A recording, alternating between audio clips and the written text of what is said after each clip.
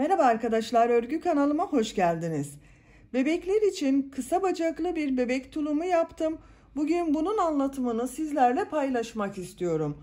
Bu tulumu hem kız bebekler için hem de erkek bebekler için yapabilirsiniz arkadaşlar. Bu renk ile yaptım ben. Hem kız bebek kullanabilir bu rengi hem de erkek bebeklerimiz kullanabilir.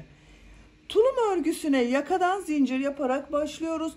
Ben bugün bu tulum anlatımını 1-2 yaş arası bebek ölçüsünde anlatıyorum. Genelde hep küçük ölçülerde anlatıyoruz. Bu sefer değişiklik olsun dedim. 1-2 yaş ölçüde bu tulum örgüsünü anlatıyorum arkadaşlar. Yapacak olduğunuz bebeğin büyüklüğüne göre bu zincir sayısını daha az da yapabilirsiniz. Daha büyük çocuklar için yapacaksanız, 2 yaşından büyük çocuklar için yapacaksanız da bu başlangıç zincir sayısını 1 santimetre fazla yaparsanız 3-4 yaş, 5 yaş çocuklara kadar olur arkadaşlar. Daha küçük yapmak isteyenler için de benim yaptığım ölçüden 2 santim kısa yaparsanız bu yaka başlangıcını yeni doğanla 6 aylık bebek için olur. 1 santimetre kısa yaparsanız da 6-12 aylık bebek için olur. Diğer yerleri benim yaptığım gibi yapabilirsiniz. Yüksekliklerini yapacağınız ölçüye göre daha kısa veya daha uzun yapmanız gerekecektir. Ben askılı yaptım, bakın bu şekilde. Arkadan askılı yaptım. Model olarak bebeğe giydirip çıkarması kolay bir tulum arkadaşlar, bakın bu şekilde. Çapraz olarak böyle takıyorum. Siz isterseniz bunu düz de takabilirsiniz. Düğmeler ile bu ön patta yaptığım bakın düğme iliklerine düğmeyi takıyoruz. Ben kısa bacaklı anlatıyorum bugün ama siz isterseniz uzun bacaklı olarak devam edebilirsiniz bu tulumun örgüsüne. Tulum örgüsünde iplik olarak bu ipliği kullandım. Alize Baby Best markalı bir iplik. Anti peeling özellikli bambu karışımlı bir iplik arkadaşlar. Kullandığım iplik üzerinde 100 gramda 240 metre yazıyor. Renk numarasını soranlar için de 189. Bu iplikten 2 adet ipliğe ihtiyacınız var. Bakın ikinci yumak iplikten bu kaldı. 2 düğmeye ihtiyacımız var. Tığ olarak da elinizin sıklığına, ipliğin kalınlığına uygun olarak istediğiniz numara tığları kullanabilirsiniz. Benim kullandığım iplik üzerinde 2 ile 4 arası tığlar tavsiye ediliyor. Siz de tavsiye edilen tığ numarasını kullanırsanız örgüleriniz daha güzel olacaktır. Ben bugün bakın 2,5 milimetrelik tığ kullandım. 4 numara 2,5 milimetre tığ arkadaşlar. Ölçülerini de size söylüyorum. Başlamadan önce fikriniz olsun. Bakın buradan beden genişliğini ölçüyorum. 27 santimetre. Yüksekliğini ölçüyorum. Yakadan uç noktaya kadar olan yükseklik 37 santimetre. Orta noktayı ölçüyorum. Bakın burayı ölçüyorum.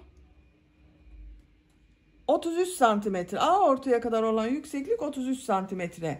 Yaka genişliğini ölçüyorum. 15 santimetrede yaka genişliği var arkadaşlar. Bu ölçüde 1-2 yaş arası bebekler için güzel bir ölçü. Hazırsanız hep birlikte bu güzel tulumun örgüsüne başlayalım. Örgü kanalıma abone değilseniz abone olmayı unutmayın lütfen. Örgü kanalıma abone olmak ücretsiz. Örgü kanalıma ücretsiz abone olup orada bulunan zil şeklinde dokunarak açık yaparsanız kanalıma video yüklediğim zaman ilk önce size bildirim gelecek. Örgülerimden herkesten önce sizin haberiniz olacaktır. İzlediğiniz videolarıma beğeni ve yorumlarınızı da yaparsanız çok sevinirim arkadaşlar. Hepinize kolay gelsin. İyi çalışmalar.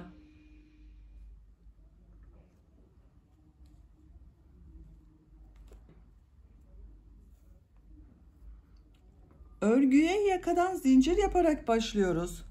Zincir yapabilmek için ilk ilmeği ben bu şekilde yapıyorum. Size nasıl kolay geliyorsa ilk ilmeği öyle yapabilirsiniz. Zincirleri yapmaya başlıyorum. Çok sıkı zincirler yapmayalım arkadaşlar.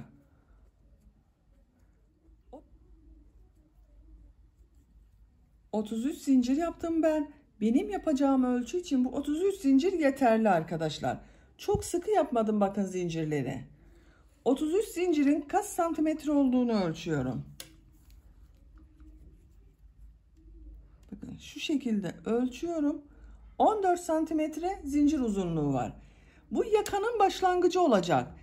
Sizin elinizin sıklığına göre daha az veya daha çok zincir yapabilirsiniz. Ama zincir sayısının tek sayı olması gerekiyor arkadaşlar. Şimdiki sırada trabzan yapacağız. Trabzanın ikinci sırasında bir düz bir ters örgüler yapacağız. O zaman sayıların denk gelmesi için bu başlangıç zincir sayısının tek sayı olması gerekiyor. 3 zincirde dönüş için yapıyorum. 1, 2, 3. Tığın üzerine iplik alıyorum. 1, 2, 3 ilmek atlıyorum. 4. ilmek içine bir trabzan yapıyorum. Bu 3 ilmek atladığımda bir trabzan olacak. 1, 2 oldu bakın arkadaşlar.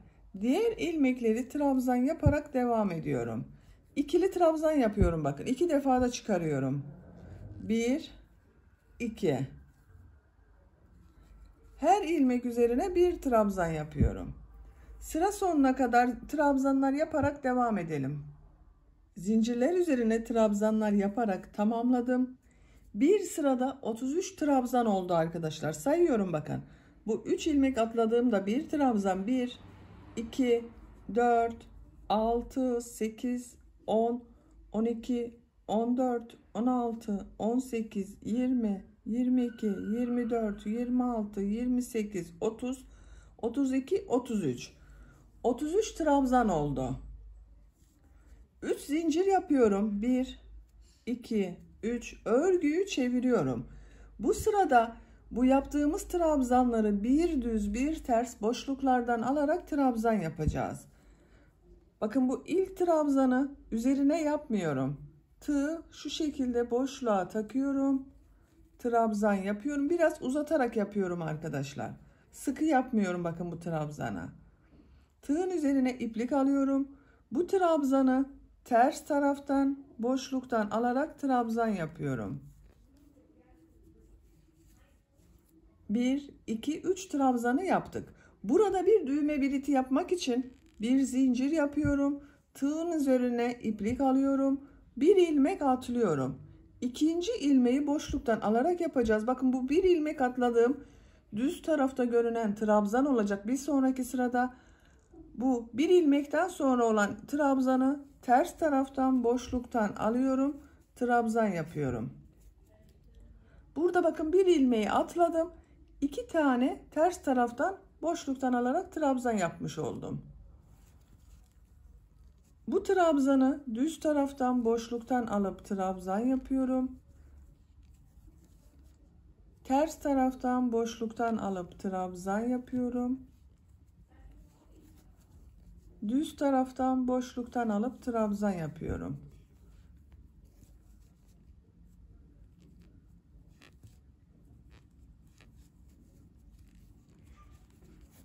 Bu şekilde oluyor bakın. Bir düz bir ters boşluklardan alarak trabzan yapıyoruz. Diğer tarafta da burada yaptığım gibi düğme biriti yapacağız.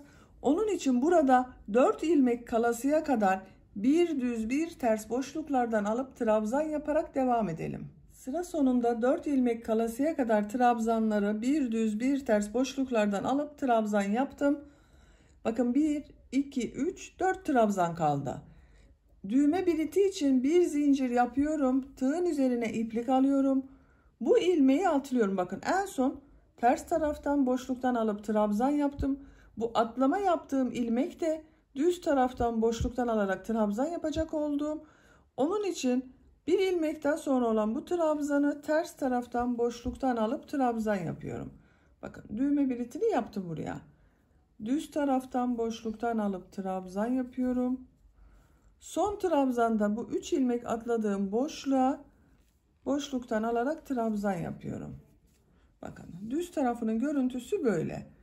Bu sırada düğme biritlerini yaptık. Trabzanları bir düz bir ters boşluklardan alarak trabzan yaptık. 3 zincir yapıyorum. Örgüyü çeviriyorum. Bu sırada trabzanları nasıl görüyorsan o şekilde boşluktan alarak trabzan yapacağız. İlk trabzan bakın ters tarafta görünüyor. Ters taraftan boşluktan alıp trabzan yapıyorum. Düz tarafta görünüyor. Düz taraftan boşluktan alıp trabzan yapıyorum. Bu bir zincir yaptığım boşluğa bir trabzan yapıyorum. Düz tarafta görünüyor. Düz taraftan boşluktan alıp trabzan yapıyorum. Ters tarafta görünüyor. Ters taraftan boşluktan alıp trabzan yapıyorum.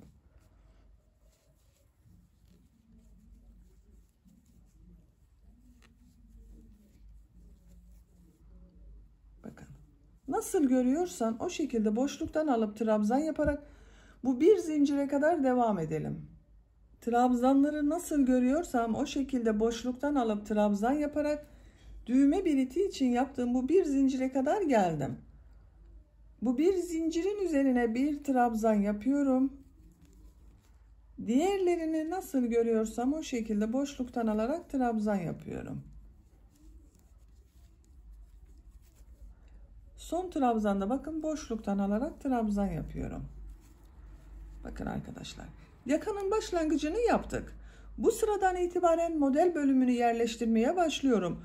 Model bölümünü yaparken bu kenardan ve bu kenardan 7 trabzanı aynı şekilde nasıl görüyorsan o şekilde boşluktan alarak trabzan yapacağız. Orta bölüme model yerleştirmesi yapacağız. 3 zincir yapıyorum. Örgüyü çeviriyorum. İlk 7 trabzanı nasıl görüyorsam o şekilde boşluktan alarak trabzan yapıyorum. İlk trabzan bakın bu 3 zincir yaptığım trabzan.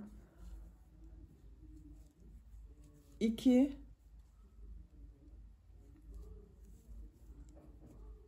3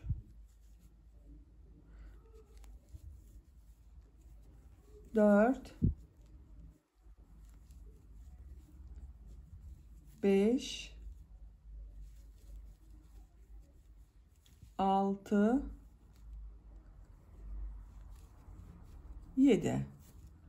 7 trabzanı nasıl görüyorsam o şekilde boşluktan alarak trabzan yaptım. Bakın 1 2 3 4 5 6 7. Sıra sonunda da 7 trabzanı nasıl görüyorsam o şekilde boşluktan alarak trabzan yapacağız. Bu sırada popcorn modelleri yerleştiriyoruz. Popcorn modellerini örgünün ters tarafından yapıyoruz arkadaşlar. Bakın örgünün düz tarafı burası. Şu sırada örgünün ters tarafındayım. İlk 3 trabzanın üzerine trabzan yapıyorum. 1 2 bakın üzerine yapıyorum artık. 3 trabzanı yaptım. 4. trabzanın üzerine popcorn modeli yapıyorum. Bakın şu şekilde yapıyorum. İlmek aldım, çektim, bekletiyorum. Tığın üzerinde 2 ilmek var. Tekrar tığın üzerine iplik alıyorum, ilmek alıyorum, çekiyorum. Tığın üzerinde 4 ilmek var. İlmek alıyorum. 2 ilmekten çıkardım. Tığın üzerinde 3 ilmek var. Tekrar tığın üzerine iplik doluyorum. İlmek aldım, çektim. Tığın üzerinde 5 ilmek var. İlmek alıyorum. 2 ilmekten çıkardım. Tığın üzerinde 4 ilmek oldu. Tekrar tığın üzerine iplik alıyorum. İlmek aldım, çektim. İlmek alıyorum. 2 ilmekten çıkardım. Tığın üzerinde 5 ilmek oldu. Bakın 2 4 5. İlmek alıyorum. Hepsini içinden bir defada çekiyorum. Bakın şu şekilde elimle de düzeltiyorum. Tığın üzerine iplik alıyorum. Takip eden 5 ilmek içine trabzan yapıyorum. 1 2 3 4 5. Bu 6. ilmeğe yine popcorn modeli yapacağız. Bakın arkadaşlar örgünün düz tarafının görüntüsü böyle. Tığın üzerine iplik alıyorum. Bu ilmek içine popcorn modeli yapıyorum. Yavaş yapıyorum. Elimi takip ederseniz daha iyi anlaşılır.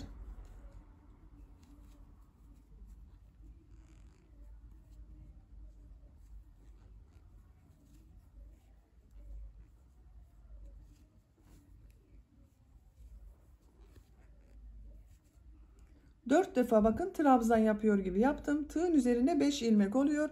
Hepsini içinden bir defa da çekiyorum. Tığın üzerine iplik alıyorum. 5 trabzan yapıyorum.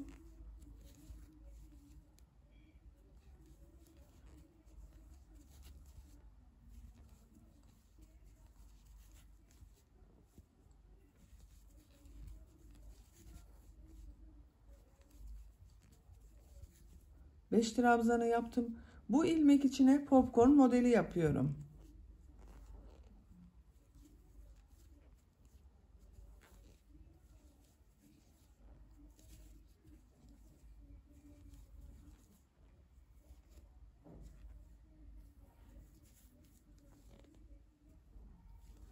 Üç trabzan yapıyorum. 1 2 3. Bakın burada da bu bir düz bir ters yaptığım örgüden sonra 3 düz trabzan yaptım. Burada da aynı şekilde 3 düz trabzan yaptım. Sıra sonunda bakın 1 2 3 4 5 6 7 trabzan kaldı. Bu trabzanları nasıl görüyorsam o şekilde boşluktan alarak trabzan yapıyorum. İlk trabzan ters tarafta görünüyor. Ters taraftan boşluktan alıp trabzan yapıyorum. Düz tarafta görünüyor. Düz taraftan boşluktan alıp trabzan yapıyorum. Ters tarafta görünüyor. Ters taraftan boşluktan alıp trabzan yapıyorum.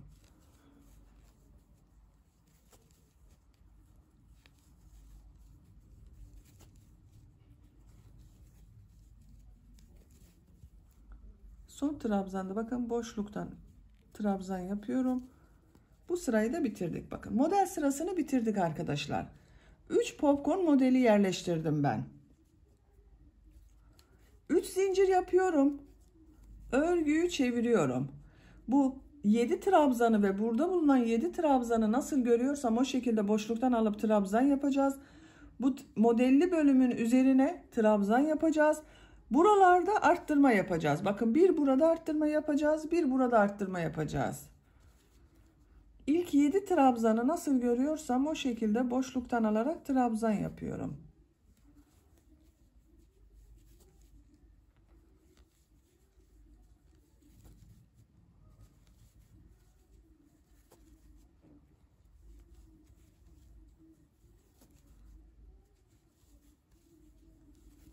Yedi trabzanı bakın boşluktan alarak trabzan yaptım. Burada arttırma yapıyorum. Bakın 3 trabzanın üzerine trabzan yapmadan önce bu boşluktan arttırma trabzanı yapıyorum. Diğer trabzanların üzerine trabzan yapıyorum.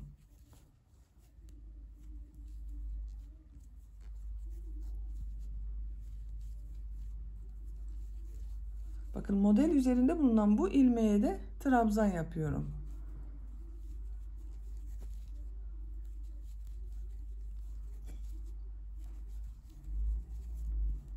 Bu şekilde. Bu arttırma yapacağımız bakın buraya kadar devam edelim. İlmekler üzerine trabzanlar yaparak arttırma yapmak için bakın buraya kadar tamamladım. Tığın üzerine iplik alıyorum. Bakın bu boşluktan alarak yaptığım trabzan ile son yaptığım trabzan arasında bulunan bu boşluğa arttırma trabzanı yapıyorum. Diğer 7 trabzanı nasıl görüyorsam o şekilde boşluktan alarak trabzan yapıyorum.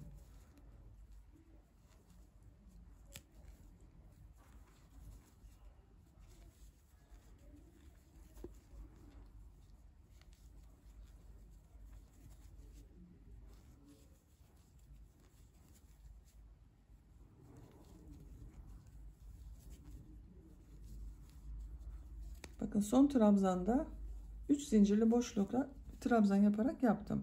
Bakın görüntüsü böyle oldu arkadaşlar. Bu sırada burayı trabzan yaptık. Bir burada, bir burada arttırma yaptık. Toplam bir sırada olan trabzan sayısı 35 oldu. 33 trabzan ile başladık. Bu sırada bakın burada ve burada arttırma yaptık. Toplam 35 trabzanımız var. 3 zincir yapıyorum. Örgüyü çeviriyorum. İlk 7 trabzanı nasıl görüyorsam o şekilde boşluktan alarak trabzan yapıyorum.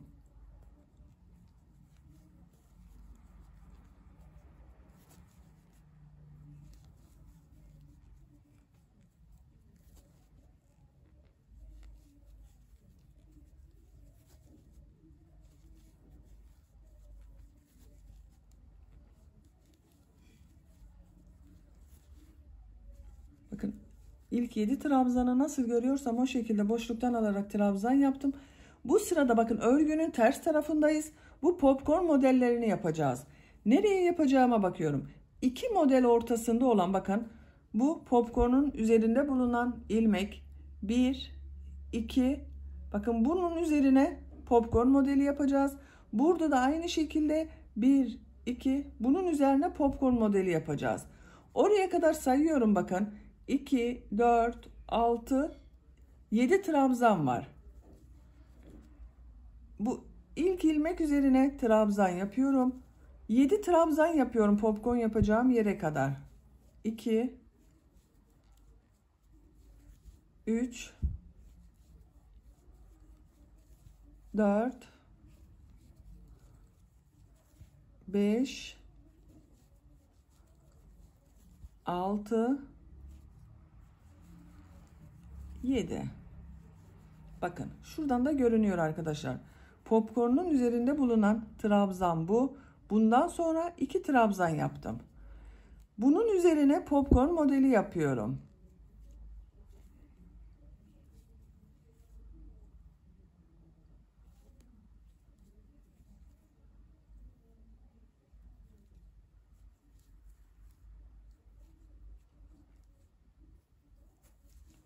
Beş trabzan yapıyorum.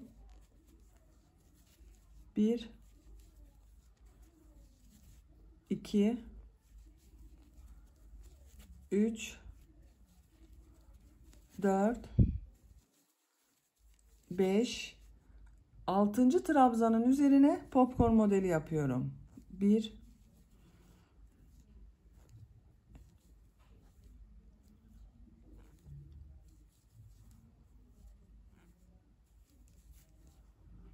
diğer ilmekleri trabzan yaparak devam ediyorum.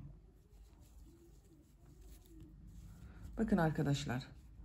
Bu iki popcorn modeli burada yaptığımız iki model ortasına denk geldi. Tam ortası olacak. Yoksa kayma olan görüntü olarak güzel görünmez.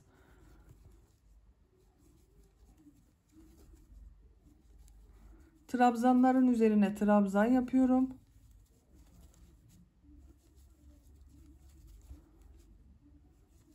Boşluktan alarak yaptığım trabzanlara geldim. Bakın bu 7 trabzanı nasıl görüyorsam o şekilde boşluktan alarak trabzan yapıyorum.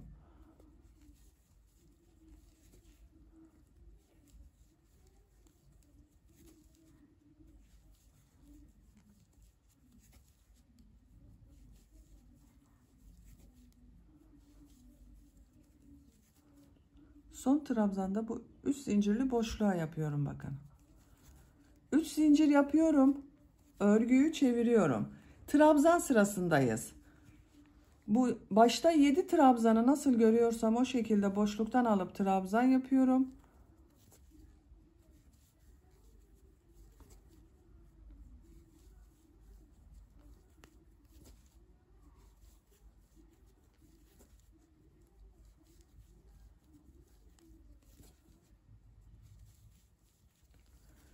Bu trabzan sırasını yaparken her sırada arttırma yapacağız arkadaşlar.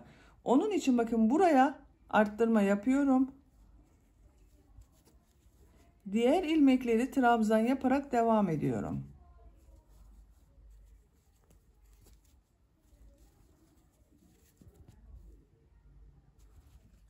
Buraya kadar devam edelim. Burada da yine bir trabzan arttırması yapalım. Bu trabzanları da nasıl görüyorsan o şekilde boşluktan alıp trabzan yapalım. Sıra sonuna kadar tamamlayalım. Bakın arkadaşlar bu sırada burayı trabzan sırası yaptık.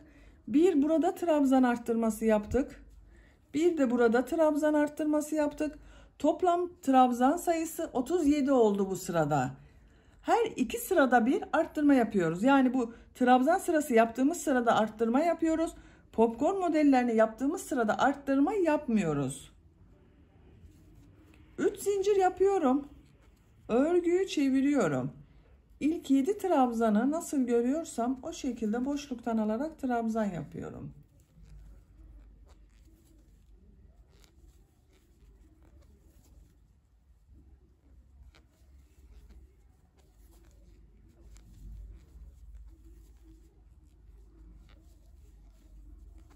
Bakın ilk 7 trabzanı yaptım. Trabzanların olduğu yere geldim. Bu sırada popcorn modellerini yapıyoruz. Bakın arkadaşlar. Bu popcorn modeli yaptığım sıra, bunun 1-2 sıra sonra şurada bakın. Bunun üzerine popcorn modeli yapacağız. Tam şu popcorn modelinin üzerine denk gelecek. Bakın. Şu popcorn ilk bir alt sırada yaptığım şu popcorn modelinin üzerindeki trabzana popcorn modeli yapacağız. Buraya kadar kaç trabzan olduğunu sayıyorum. 1, 2, 3, 4, 5 trabzan yapıyorum. 5 trabzanı yapıyorum. 1, 2, 3, 4, 5. 6. ilmek üzerine popcorn modeli yapıyorum.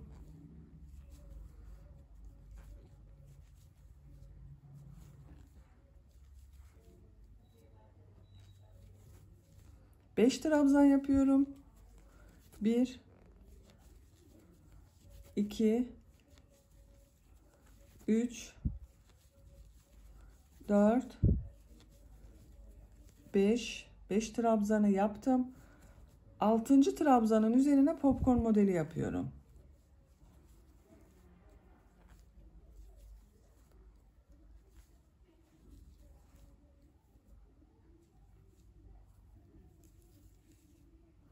Beş trabzan yapıyorum.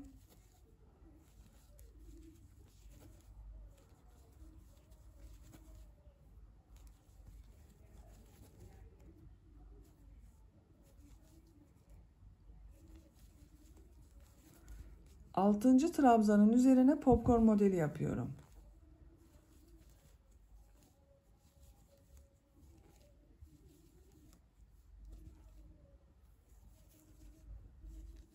Beş trabzan yapıyorum. Bakın burada da popcorn modelinden önce 5 trabzan yaptım. Buraya da 5 trabzan yapıyorum.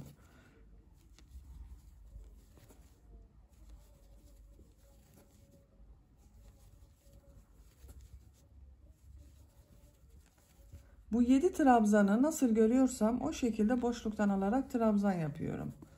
Sıra sonuna kadar devam edelim. 7 trabzanı nasıl görüyorsam o şekilde boşluktan alıp trabzan yaptım. Sıra sonuna kadar tamamladım.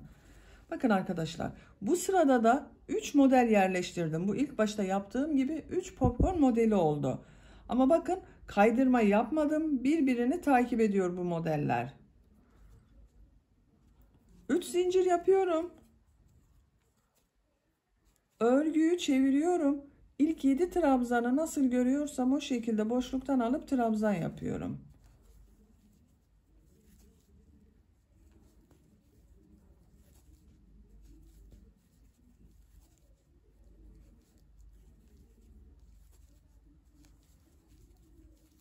Bakın modelden sonraki trabzan sırasındayız.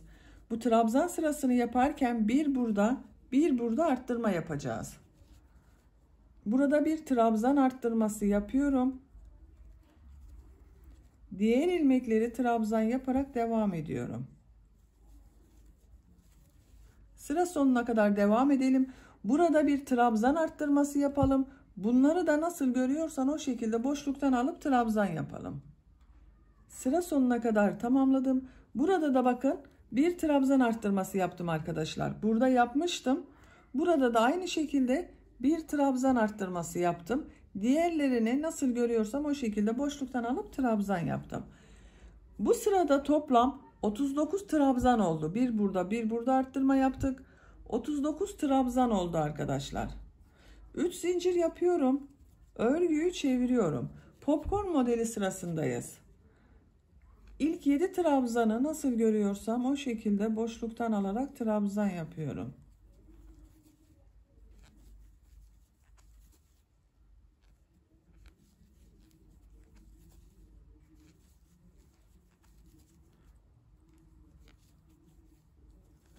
İlk 7 trabzanı nasıl görüyorsam o şekilde boşluktan alıp trabzan yaptım.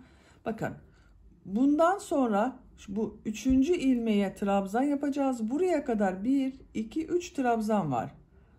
3 trabzanı yapıyorum. 1, 2, 3. Dördüncü ilmek içine popcorn modeli yapıyorum.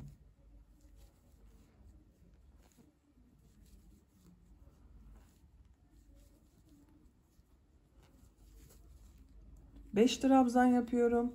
1, 2, 3, 4, 5, 6. ilmek içine popcorn modeli yapıyorum.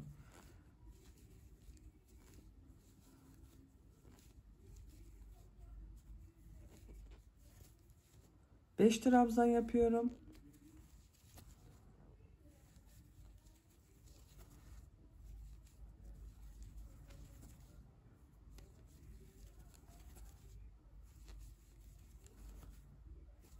6. ilmek içine popcorn modeli yapıyorum.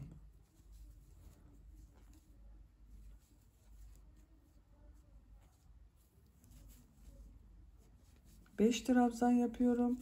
1, 2, 3, 4, 5, 6. ilmek içine popcorn modeli yapıyorum.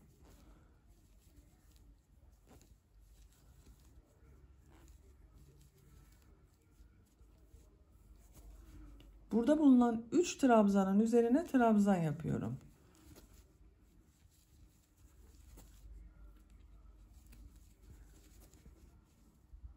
Bakın bu trabzanları nasıl görüyorsam o şekilde boşluktan alıp trabzan yapıyorum.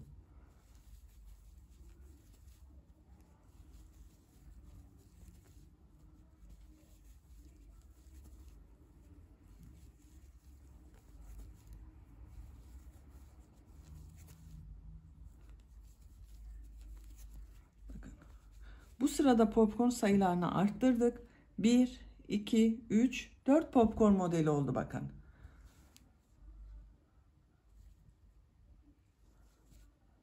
Üç zincir yapıyorum. Örgüyü çeviriyorum. İlk 7 trabzanı nasıl görüyorsam o şekilde boşluktan alıp trabzan yapıyorum.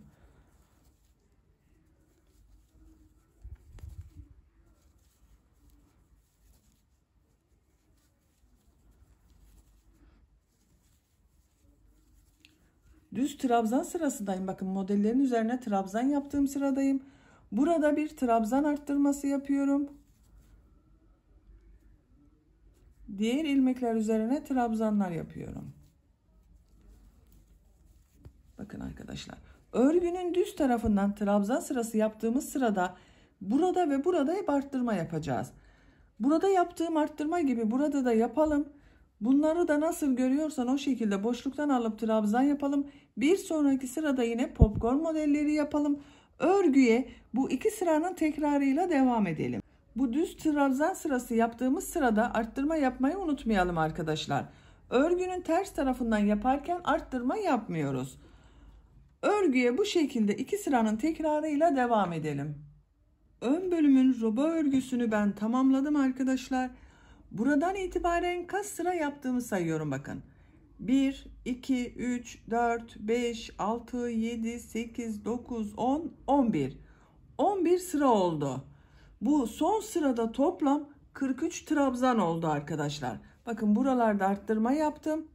43 trabzan oldu bu son sırada. Bu sıradan itibaren arka bölümü de başlıyoruz. Arka bölümü de bunun gibi bir ters bir düz örgüler yapacağız. Trabzanları yapmak için arka bölüme zincir yapıyorum. Bakın. Örgünün ters tarafındayım. Zincirler yapıyorum. 58 zincir yapalım arkadaşlar. 58 zincir yaparak ben tamamladım. Bakın bu şekilde arkadaşlar bir sıra zincir oldu. Bu zincirler arka bölüm için. Bu zincirleri ön bölümün burasıyla birleştireceğiz. Tek parça yapacağız artık. Zincirlerin düzgün gelmesine dikkat ediyorum. Bakın birleştirme yapmadan önce. Şu şekilde elimle düzeltiyorum.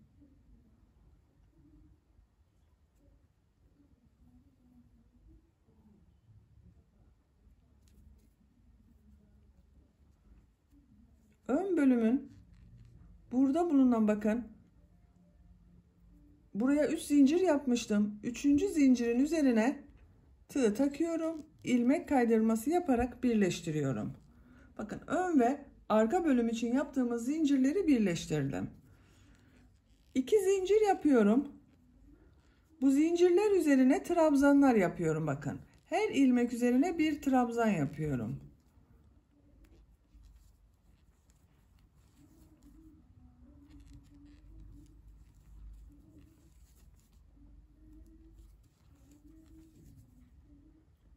Zincirler üzerine trabzanlar yaparak buraya kadar devam edelim. Zincirler üzerine trabzanlar yaparak tamamladım. Zincirlerin üzerinde 58 trabzan var arkadaşlar. 58 zincir yaptım. 58 trabzan oldu üzerinde. Bakın, ön bölümün olduğu yere geldim. Burada bu trabzanları nasıl görüyorsam o şekilde boşluktan alarak trabzan yapıyorum. Bakın, bunu düz görüyorum. Düz taraftan boşluktan alıp trabzan yapıyorum.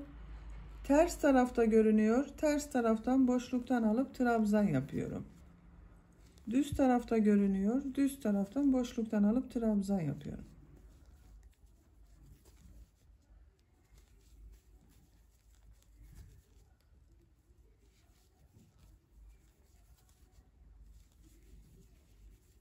Bakın, trabzan sırasını yapıyoruz. Burada bu iki yerde arttırma yapıyorduk. Bir burada, bir burada arttırma yapıyorduk. Bu sırada da yapıyoruz arkadaşlar. Buraya bir arttırma trabzanı yapıyorum. Diğer ilmekleri trabzan yaparak devam ediyorum.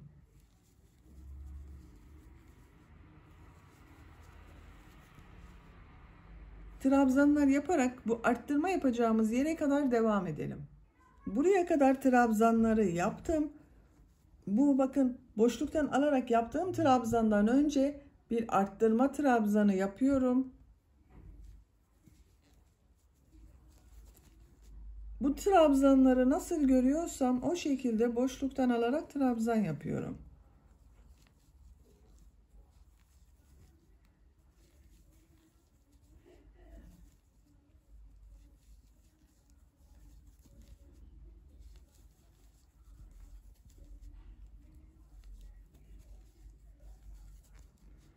Bakın, bu en son yaptığım trabzanı düz taraftan boşluktan alıp trabzan yapıyorum. Burada yaptığım, bakın, zincirler üzerine trabzan yaptığım yere geldim. Bu 2 zincir vardı. Bunun burada bulunan bu ilmeğe ilmek kaydırması yaparak sırayı birleştiriyorum.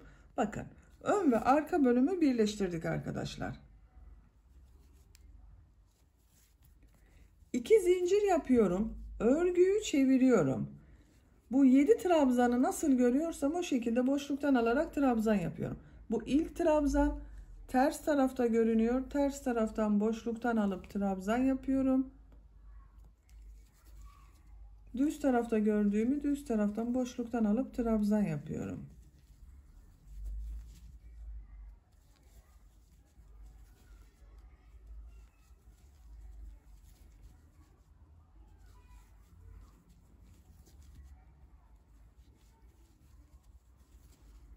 Bakın, popcorn modelleri yapacağız.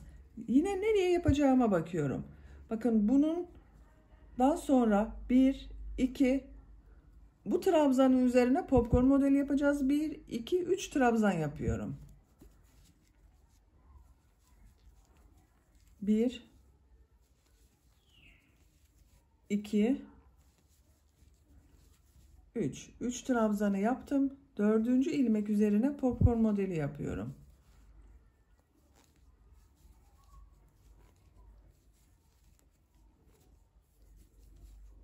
5 trabzan yapıyorum.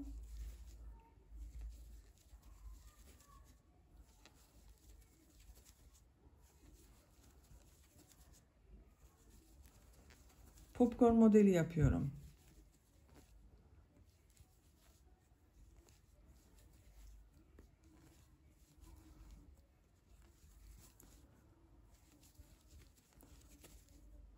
Beş trabzan yapıyorum. Modelleri yapmaya devam ediyorum. Popcorn modellerini yaparak devam edelim.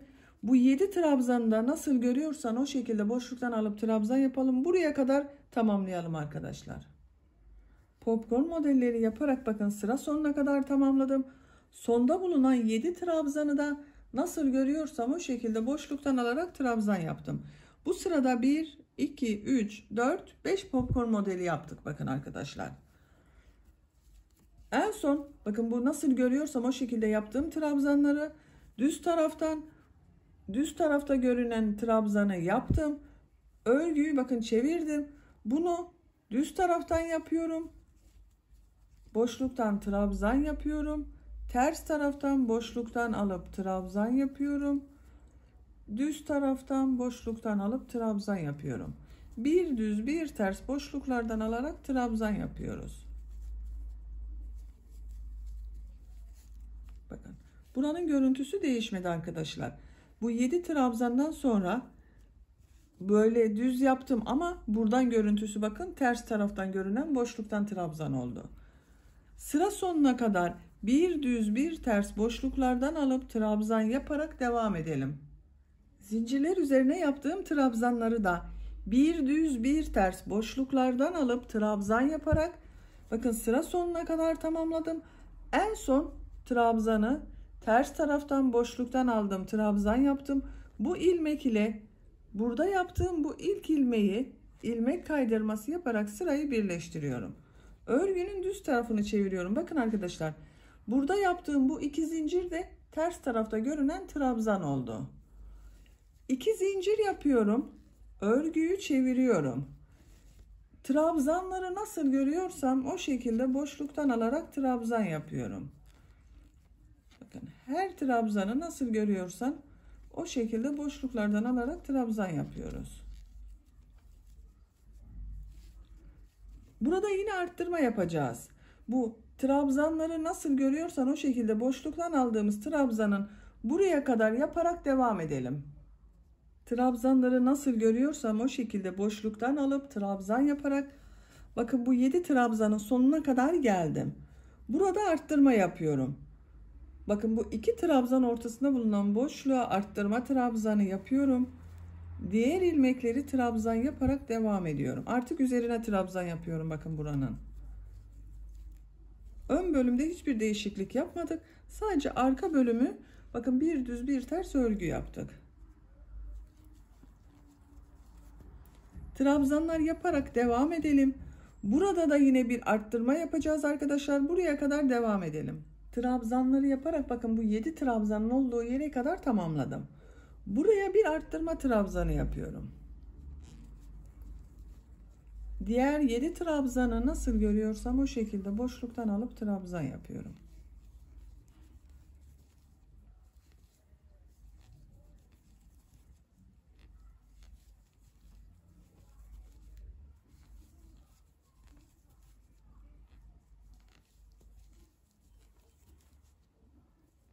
Bakın bu trabzanı boşluktan aldım, trabzan yaptım. İlk yaptığım bu trabzanın üzerinde bulunan ilmek ile ilmek kaydırması yaparak sırayı birleştiriyorum. Bakın sıra başında yaptığım bu 2 zincir ters tarafta görünen trabzan oluyor. 2 zincir yapıyorum. Örgüyü çeviriyorum. Bu 7 trabzanı nasıl görüyorsam o şekilde boşluktan alarak trabzan yapıyorum.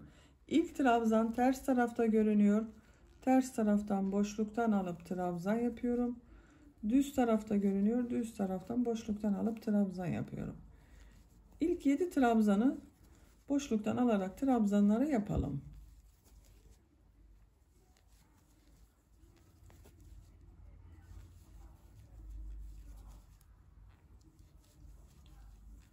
Bakın örgünün ters tarafından yapıyoruz. Bu sırada bu popcorn modellerinden yapacağız. Nereye yapacağıma bakıyorum.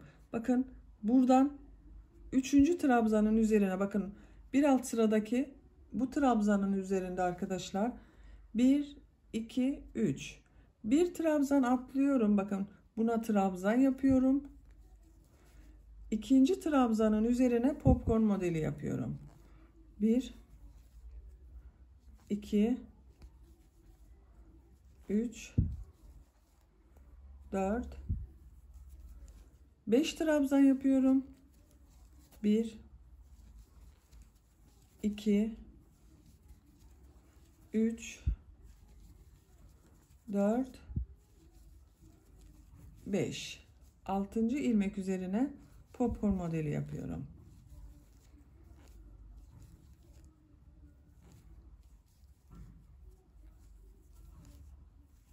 Beş trabzan yapıyorum. Bu şekilde modele devam ediyoruz. Bakın.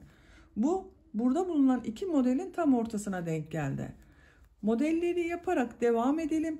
Bu 7 trabzanı da nasıl görüyorsan o şekilde boşluktan alıp trabzan yapalım. Buraya kadar tamamlayalım. Modelleri yaparak bakın ben tamamladım. Burada bulunan 7 trabzanı da nasıl görüyorsam o şekilde boşluktan alarak trabzan yaptım. Bakın bu sırada da 2, 4, 6 model oldu arkadaşlar. Bu arka bölümde bir düz bir ters yaptığımız örgülere geldik. Buranın üzerine trabzanlar yapıyorum. Bakın artık boşluktan almıyorum. Üzerine trabzan yapıyorum. Her ilmeğe bir trabzan yapıyorum.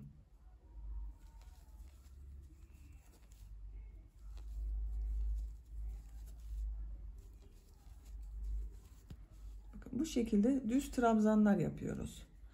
Sıra sonuna kadar devam edelim.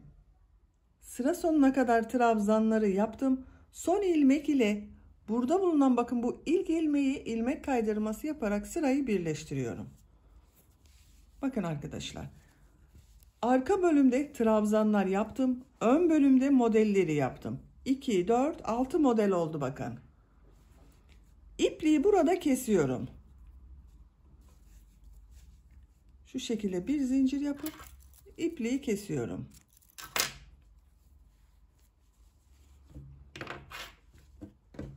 Bakın. Şekline bakalım. Bu şekilde olacak. Kenarlarda da bakın bir ters bir düz örgü görünüyor iki taraftan. Şimdi bunun tam orta noktadan arka noktadan başlayacağız. Örgüyü artık arka noktadan dönüşler yaparak öreceğiz. Bu bakın yanlardan yaparsak görüntü olarak yanlarda görüneceği için bu dönüş yaptığımız yerler arka ortayı buluyorum. Bu arka bölümde yaptığım trabzanlardan orta noktayı buluyorum. Bakın şu şekilde katlıyorum. Bakın birleştirdim. Bu şekilde katladım. Şu trabzana işareti takıyorum. Bakın orta nokta burası. Buraya bir işaret yaptım.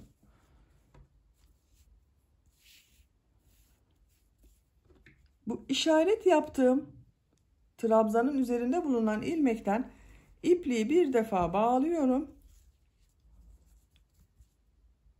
İlmek yaptım. 2 zincir yapıyorum. Her ilmeğe bir trabzan yaparak devam ediyorum.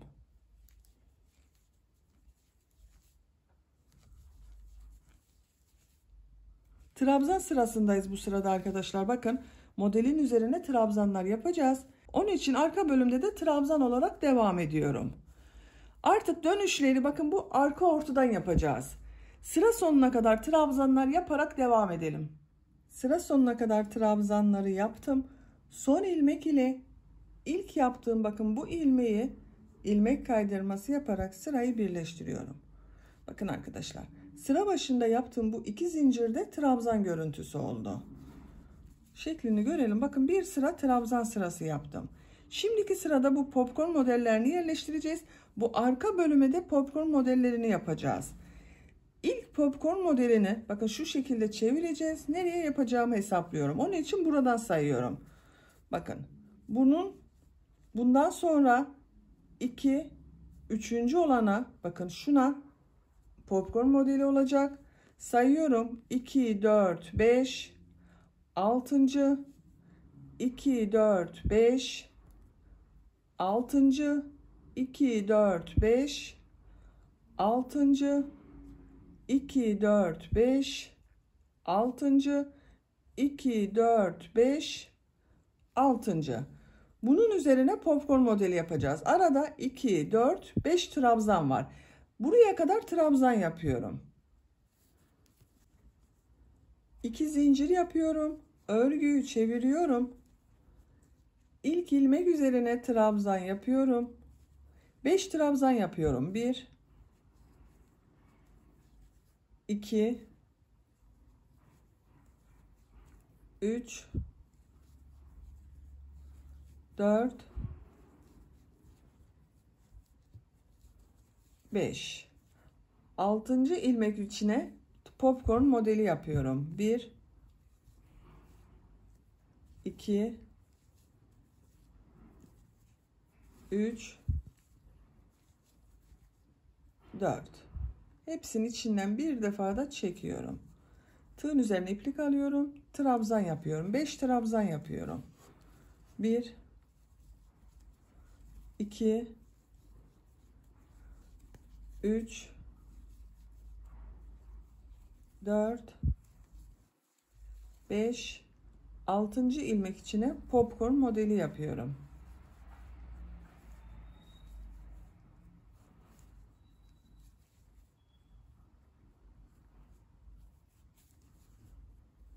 Beş trabzan yapıyorum. Bu şekilde popcorn modelleri yapıyoruz.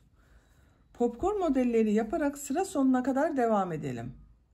Popcorn modellerini yaparak sıra sonuna kadar tamamladım. Sıra sonunda da bakın 1 2 3 4 5 trabzan yaptım. Bakın arkadaşlar, kaydırma yapmadım. Bu ön bölümde yaptığım popcorn modellerinin tam ortasına popcorn modellerini yaptım. Zaten başlangıçta da trabzanları onun için saydık. Sıra sonunda 5 trabzanı yaptım. Bu son ilmek üzerine popcorn modeli yapıyorum.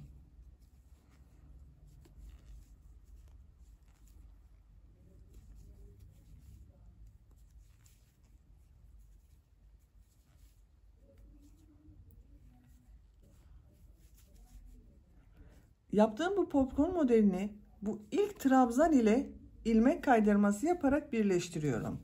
Bakın. Burası çok düzgün oldu gördüğünüz gibi. 2 zincir yapıyorum. Örgüyü çeviriyorum. Trabzan sırasındayız arkadaşlar. Bakın bu 2 zincir, bu trabzanın üzerinde olan trabzan, popcorn modelinin üzerinde bulunan ilmek üzerine bir trabzan yapıyorum. Diğer ilmekleri de trabzan yaparak devam ediyorum.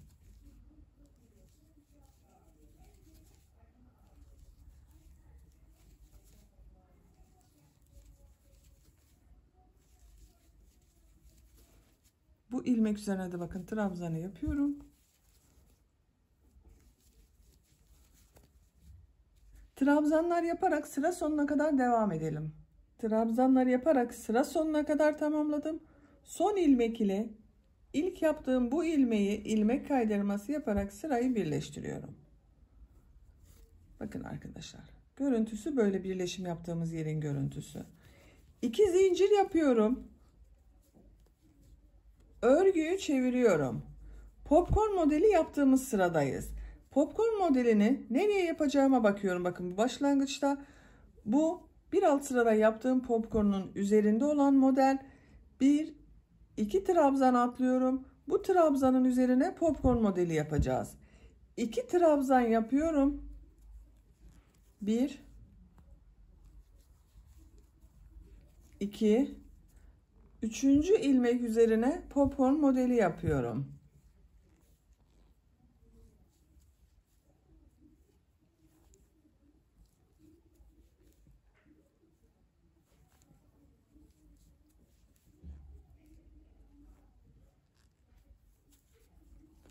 Beş trabzan yapıyorum. 1 2 3 4 5 6. ilmek içine popcorn modeli yapıyorum.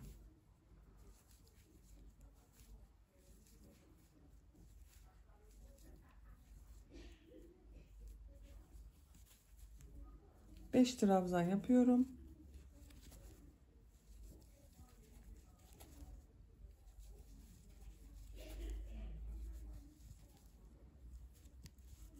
Bakın bu şekilde. Bu yaptığım popcorn modelleri de bir alt sırada yaptığım popcorn modellerinin tam ortasına denk geliyor. Bakın gördüğünüz gibi. Popcorn modelleri yaparak sıra sonuna kadar devam edelim. Sıra sonunda ilmek kaydırması yapalım, birleştirelim. Örgüyü çevirelim. trabzan sırası yapalım. Tekrar popcorn modelleri yaparak örgüye devam edelim. Örgümüz artık bu 2 sıranın tekrarından devam edecek arkadaşlar. Bir sırada popcorn modeli yaptığımız sırayı yapacağız. Bir sırada bu trabzan sırasını yapacağız. Bu 2 sıranın tekrarıyla gövde bölümünün örgüsüne devam edelim. Gövde bölümünün örgüsünü ben tamamladım. Kaç sıra yaptığımı sayıyorum. Bakın buradan itibaren sayıyorum. Bu bir düz bir ters örgüden sonra 1, 2, 3, 4, 5, 6, 7, 8, 9, 10, 11, 12, 13, 14, 15, 16, 17, 18, 19. 19 sıra oldu. Santimetre olarak da ölçüyorum. Bu şekilde ölçüyorum. 22 santimetre yükseklik var. Benim yapacağım ölçü için yeterli. Bu sıradan itibaren bacak bölümlerini ayrı ayrı öreceğiz arkadaşlar. Bakın ipliği burada kesiyorum.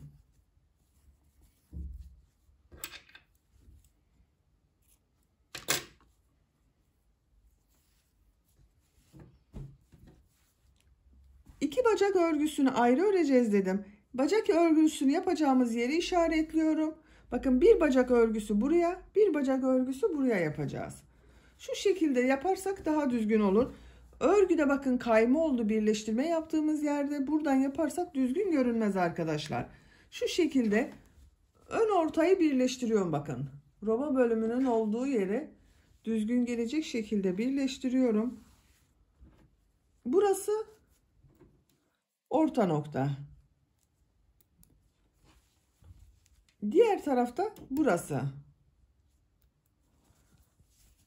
Sayarak yaparsak daha iyi. Bakın ilk işareti yaptım. Buradan itibaren sayıyorum. Benim bir sırada toplam 106 trabzan var. Bu 106'nın yarısı bir bacak için, yarısı bir diğer bacak için olacak. 53 ilmek bir bacak örgüsü için, 53 ilmek bir bacak için olacak. Bu işaret yaptığım yerle birlikte bakın bunu da sayıyorum. 2, 4, 6, 8, 10, 12, 14, 16, 18, 20, 22, 24, 26, 28, 30, 32, 34, 36, 38, 40, 42, 44, 46, 48, 50, 52, 53. Bakın buraya takarsam daha iyi olacak. Buradan da sayıyorum. Bakın işaret yaptığım yerden diğer işaret yaptığım yere kadar. 2, 4, 6, 8, 10, 12, 14, 16, 18, 20, 22, 24, 26, 28, 30, 32, 34, 36, 38, 40, 42, 44, 46, 48, 50, 52, 53 bakın. Eşit oldu iki bacak örgüsü.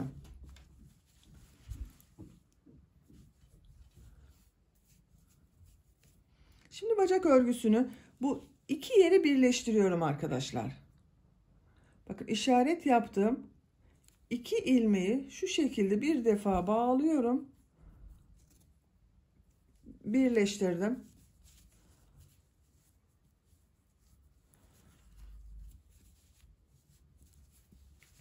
İlk önce bu bacak örgüsünü yapalım. Buradan bir ilmek yapıyorum. 2 zincir yapıyorum. Bu bacak örgüsünü bakın bu ilmekten başlayarak model yapıyorum. Örgünün ters tarafından bakın bir sıra trabzan yaptım. Ters tarafını yaptığım sıradayım.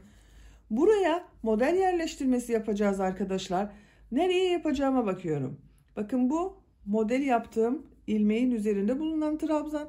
Bunun üzerine model yapıyorum. 2 trabzan yapıyorum. 3. trabzanın üzerine model yapıyorum. Popcorn modeli yapıyoruz.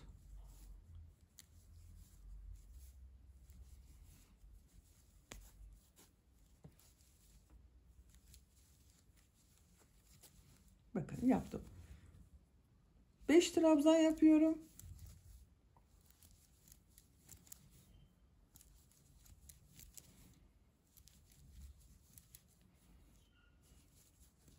Altıncıya popcorn modeli yapıyorum.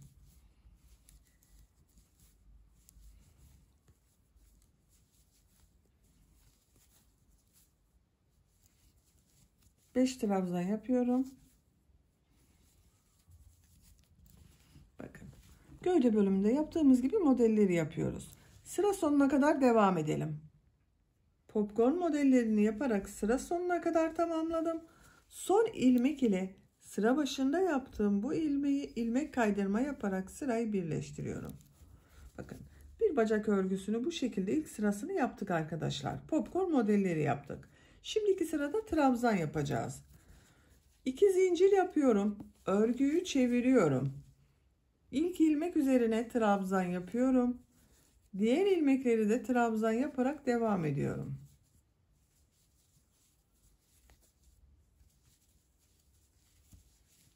Sıra sonuna kadar devam edelim. Trabzan sırası yaparak sıra sonuna kadar tamamladım. Son ilmek ile ilk yaptığım ilmeği ilmek kaydırma yaparak sırayı birleştiriyorum. Bakın arkadaşlar, görüntüsü böyle oldu. Bu sırada bu trabzanları bir düz bir ters boşluktan alarak trabzan yapacağız. Siz uzun bacaklı yapmak istiyorsanız bu şekilde bacak örgüsüne devam edebilirsiniz. Ben bugün kısa bacaklı yapıyorum. Onun için bu sıradan itibaren bir düz bir ters örgü yapıyorum. Siz isterseniz bu ilmekler ile düz devam edebilirsiniz arkadaşlar. Bazı arkadaşlar soruyor, uzun bacaklı yapabilir miyim diye. Uzun bacaklı yapabilirsiniz. 2 zincir yapıyorum. Bu ilk gördüğüm trabzanı düz taraftan boşluktan alıyorum. Trabzan yapıyorum. Ters taraftan boşluktan alıyorum. Trabzan yapıyorum. Düz taraftan boşluktan alıyorum. Trabzan yapıyorum. Bir düz bir ters boşluklardan alarak trabzan yapıyoruz.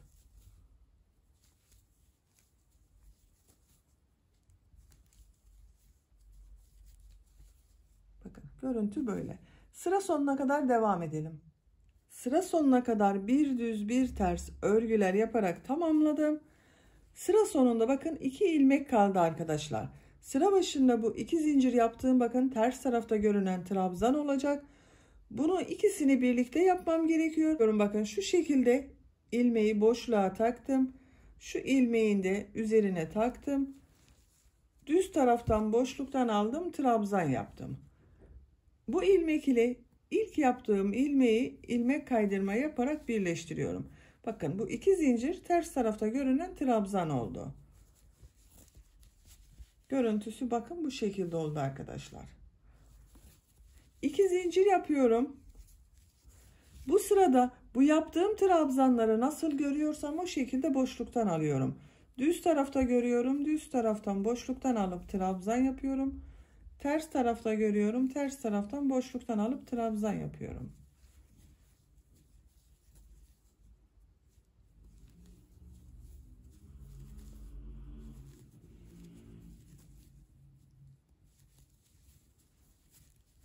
Bu şekilde.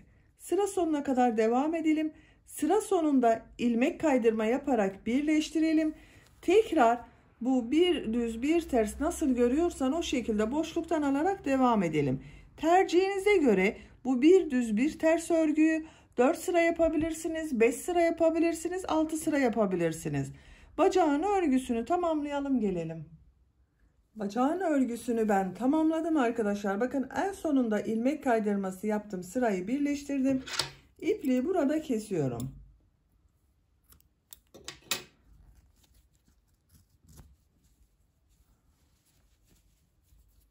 İlmeği içeriye çekiyorum. Bakın, birleştirme yaptığım yerin görüntüsü böyle.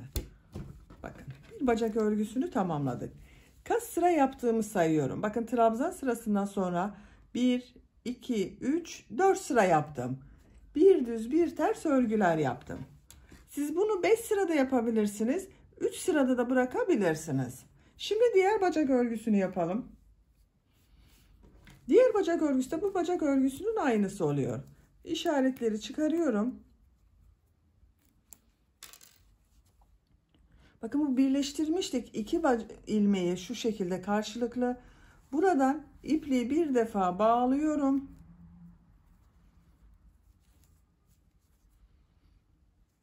Bir ilmek yapıyorum. 2 zincir yapıyorum. Örgünün ters tarafından yapıyoruz. Bakın bu bacak örgüsünde de aynı şekilde popcorn modelleri yaptığımız sırayı yaptık. Burada da aynısını yapıyorum. Bu ilmek üzerine trabzan yapıyorum. İkinci ilmek üzerine trabzan yapıyorum. Modeli nereye yapacağıma bakıyorum. Bakın. Bir alt sırada popcorn modeli. Şöyle bakalım. Şu ilmekte bakın. Şu ilmekte bu ilmek içine popcorn modeli yapıyorum. 1-2 ilmek atlıyorum. Popcorn modeli yapıyorum.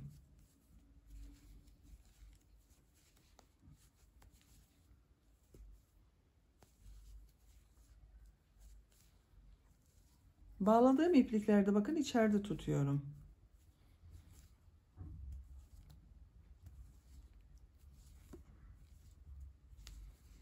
Beş trabzan yapıyorum.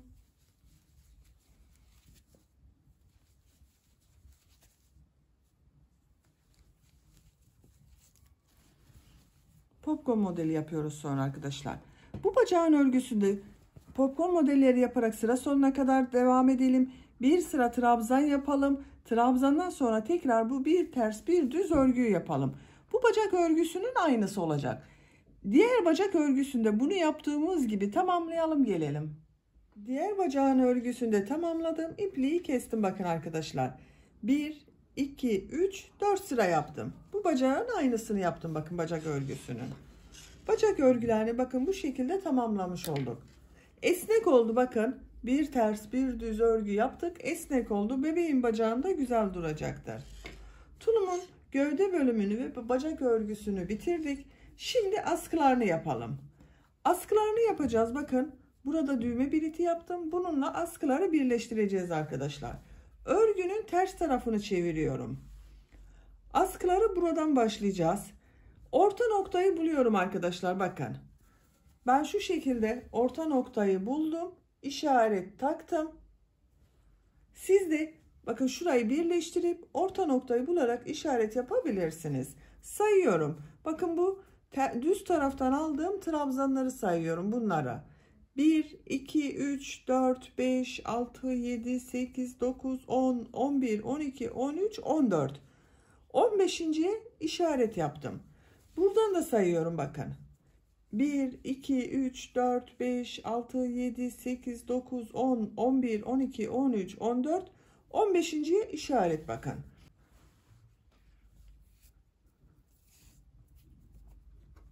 Askının örgüsünü bunları sayıyorum bakın yine. 1, 2, 3 görüntüyü atlıyorum. Dördüncü olan bundan ipliği bir defa bağlıyorum.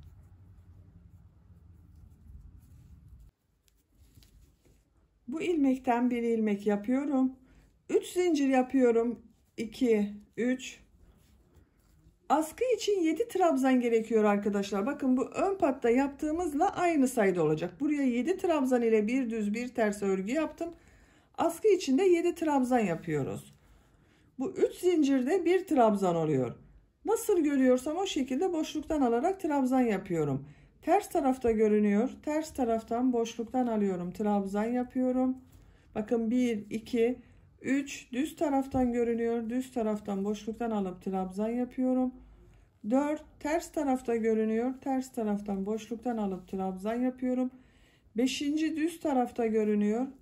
Düz taraftan boşluktan alıp trabzan yapıyorum. 6. ters tarafta görünüyor. Ters taraftan boşluktan alıp trabzan yapıyorum. 7. düz taraftan görünüyor. Düz taraftan boşluktan alıp trabzan yapıyorum. 1, 2, 3, 4, 5, 6, 7 oldu. 3 zincir yapıyorum. Örgüyü çeviriyorum.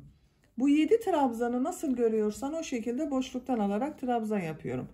Düz tarafta görünüyor. Düz taraftan boşluktan alıp trabzan yapıyorum. Ters tarafta görünüyor. Ters taraftan boşluktan alıp trabzan yapıyorum.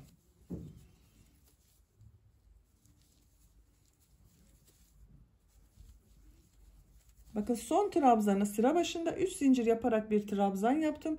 Boşluğa tığ takıyorum. trabzan yapıyorum. 3 zincir yapıyorum. Örgüyü çeviriyorum. Nasıl görüyorsam o şekilde boşluktan alarak trabzan yapıyorum.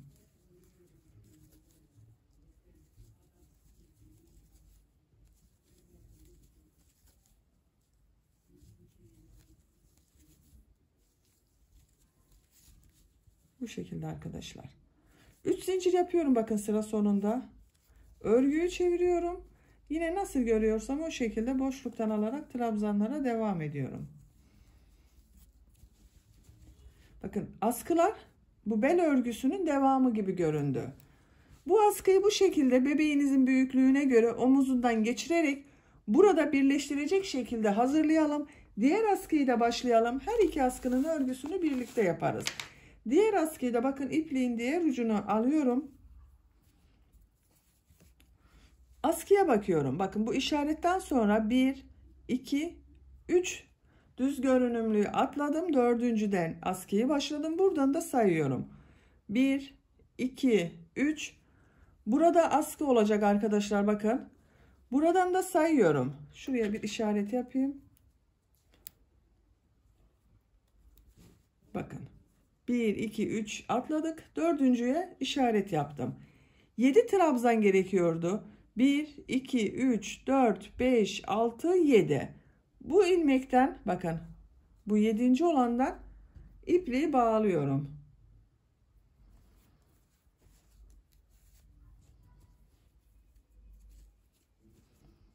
Bir ilmek yapıyorum.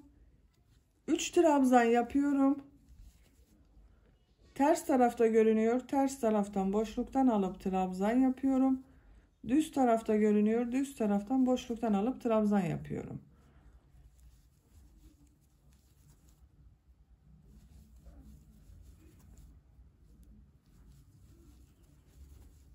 Bakın en son işaret yaptığımı bunu düz taraftan boşluktan alıp trabzan yapıyorum.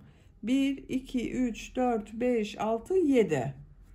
3 zincir yapıyorum. Örgüyü çeviriyorum. Bu 7 trabzanı nasıl görüyorsam o şekilde boşluktan alarak trabzan yapıyorum.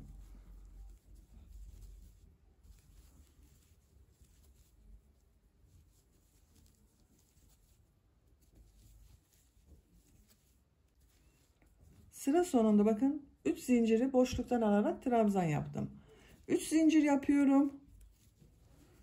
Örgüyü çeviriyorum. Nasıl görüyorsam o şekilde boşluktan alarak trabzan yapıyoruz. Bakın arkadaşlar. Bakın. 2 askının örgüsünü başladık. Her 2 askının örgüsünü tamamlayalım gelelim. 2 askının örgüsünü ben tamamladım. Bu şekilde oldu bakın arkadaşlar. Uçlarına da düğmelerini diktim.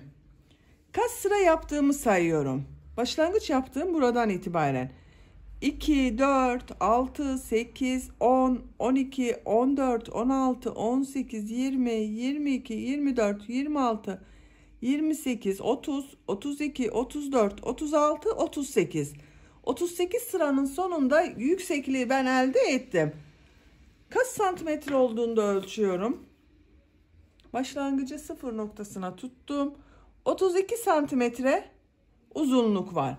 Bu askı uzunluğu sizin bebeğinizin boyuna göre değişecektir arkadaşlar. Ben bugün bakın şu şekilde çapraz kullanıyorum. Diktiğim bu düğmeleri de burada yaptığım düğme biritlerine takıyorum.